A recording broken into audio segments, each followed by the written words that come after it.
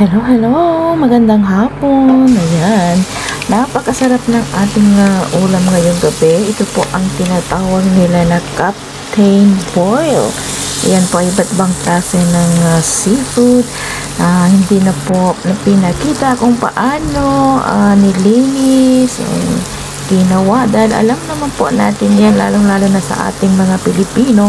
Ito ngayon yung trending na niluluto ng marami, no? Lalo na sa beach. Ayan, yung ating tahong o mussel sa English. Ayan, at ginisa lang po muna natin yan siya ng butter. Ang ingredients po nito ay dalawang klase lang. Ito po ay nilagyan lang natin ng, mamaya makikita nyo kung anong aking nilagay. O, diba guys, super sarap yan. Kahit sino po ay pwedeng magluto nito, no? Dahil sobrang bilis lang lutuin ng klase ng recipe na ito. Ayan, ang nilagay po natin dyan ay seasoning soy sauce, o kaya soy sauce, kahit anong soy sauce po.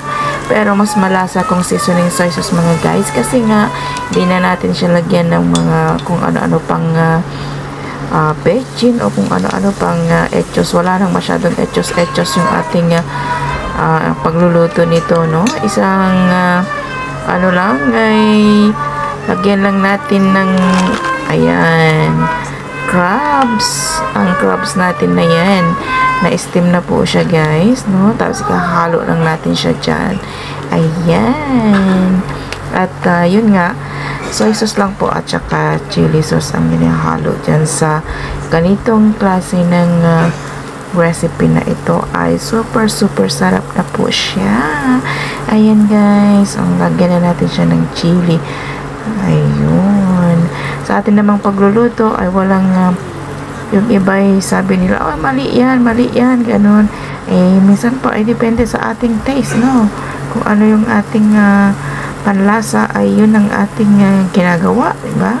Ayan, ganun lang siya kasimple guys. Ayan, gisa lang natin siya hanggang sa maluto. At yung pinakalas ay ang ilalagay natin yung kanyang corn. Yung corn na yun ay na-steam na rin para sa ating paggisa ay isahan na, no? Ayan, tingnan nyo guys, oh. Ang sarap-sarap, diba? Sino ba naman ang aayaw kung ganitong klase ng ulam ang ihahain sa iyong harapan? Hindi ka ba naman na mapapakain ng marami? Thank you for watching. Please like and share.